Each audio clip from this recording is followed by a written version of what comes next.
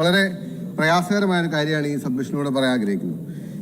എൻ്റെ നിയോജകമണ്ഡലത്തിൽ പാസ് ചെയ്യുന്ന പുതുപ്പാടി ഇരുമലപ്പടി റോഡ്, അത് കോതമംഗലം കോൺസ്റ്റിറ്റ്യുവൻസിയിൽ നിന്ന് തുടങ്ങി മൂവാറ്റുപുഴ കോൺസ്റ്റിറ്റ്യുവൻസിയിൽ കയറി വീണ്ടും കോതമംഗലം കോൺസ്റ്റിറ്റ്യുവൻസിയിൽ അവസാനിക്കുന്ന റോഡാണ്. സാർ, ഈ റോഡിന് നബാർഡ് സ്കീമിൽ ടാർ ചെയ്യാനുള്ള വർക്ക് അനുവദിക്കുകയും ടാറിങ് നടക്കുകയും ചെയ്തു. സാർ, ഇത് ഞാൻ എന്ത് പറയണമെന്ന് എനിക്കറിയില്ല. എന്തൊരു മര്യാദയാണ് സാർ. ഇതിന് ആദ്യത്തെ ഭാഗം കോതമംഗലം കോൺസ്റ്റിറ്റ്യുവൻസി ടാർ ചെയ്തു, മൂവാറ്റുപുഴ കോൺസ്റ്റിറ്റ്യുവൻസി വന്നപ്പോൾ അത് ഒഴിവാക്കി, വീണ്ടും കോതമംഗലം കോൺസ്റ്റിറ്റ്യുവൻസി വന്നപ്പോൾ ബാക്കി ടാർ ചെയ്തു. സാർ, മൂവാറ്റുപുഴയിലെയും മുളവൂരിലെയും ജനങ്ങളും നൽകുന്ന നികുതി കൂടി ഈ സർക്കാർ വാങ്ങിയിട്ടല്ലേ ഇതെല്ലാം ചെയ്യുന്നത്. സാർ, ഇത് ഒരു കാരണവശാലും എനിക്കറിയില്ല ഇത് എങ്ങനെ ടേക്കപ്പ് ചെയ്യണം എന്നുള്ളത്. കാരണം ഈ നിലയിൽ ഒരു റോഡിന്റെ വർക്ക് ഇപ്പം MLA ഫണ്ട് കൊടുത്ത് ടാർ ചെയ്യുന്നതാണ് നമുക്ക് മനസ്സിലാക്കാം നമ്മുടെ കോൺസ്റ്റിറ്റ്യുവൻസി. പക്ഷെ ഒരു റോഡിൽ തന്നെ ഒരു കോൺസ്റ്റിറ്റ്യുവൻസികളെ പാസ് ചെയ്യുമ്പോൾ ഒരു കോൺസ്റ്റിറ്റ്യുവൻസിയിലെ ജനങ്ങളോട് ഇതുപോലെ തിരിച്ചുവേദം കാണിക്കുന്നത് അങ്ങേയറ്റം, അത് അങ്ങയുടെ അറിവോട് കൂടിയാണെന്ന് ഞാൻ വിശ്വസിക്കുന്നില്ല. അങ്ങനെ ചെയ്തിട്ടുണ്ടെങ്കിൽ ഇങ്ങനെ ചെയ്ത ഉദ്യോഗസ്ഥർക്കെതിരെ അങ്ങ് നടപടി സ്വീകരിക്കാൻ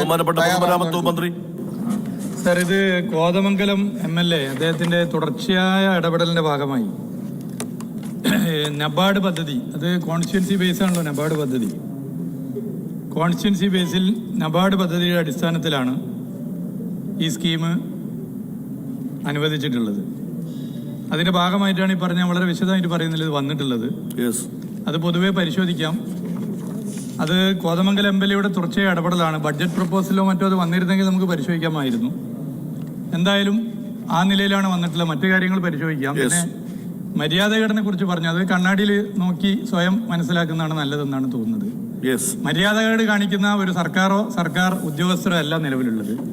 ഏതെങ്കിലും ഉദ്യോഗസ്ഥർ അങ്ങനെ ഉണ്ടെങ്കിൽ അവരെ തിരുത്തും, ഒരു സംശയമില്ല, തിരുത്തി മുന്നോട്ട് പോകുന്നുള്ളതാണ് സഭയോട് പറയുന്നത്. ഇതിൽ പരിപൂർണമായി ഇതിനെ അഭിനന്ദിക്കേണ്ടത് കോതമംഗലം MLA ആണ്. അദ്ദേഹം ശ്രീ ആന്റണി ജോണിന്റെ തുടർച്ചയായ ഇടപെടലാണ്. അങ്ങനെ ഒരു MLA ഇതിനു വേണ്ടി മാത്രം സമയം ചെലവഴിച്ച് സ്വന്തം മണ്ഡലത്തിന് വേണ്ടി പൂർണ്ണമായി പഠിച്ച് പ്രപ്പോസലുകൾ തയ്യാറാക്കി ഇടപെടുമ്പോൾ സർക്കാരിന് അതിന്റെ കൂടെ നിൽക്കണം. അത് കോൺസ്റ്റിറ്റ്യുവൻസി ബേസ് ആയിട്ടാണ് കൊടുക്കുക. അപ്പൊ നമ്മളെല്ലാവരും നമ്മുടെ നിയോജക മണ്ഡലത്തെ കുറെ കൂടി നന്നായി ശ്രദ്ധിച്ച് ഇത്തരം പ്രപ്പോസലുകൾ തന്നാൽ പൊതുമരാമത്ത് വകുപ്പ് 2 കൈ നീട്ടി സ്വീകരിക്കും എന്നുള്ളത് സഭയെ അറിയിക്കാൻ ഞാൻ ആഗ്രഹിക്കുന്നു.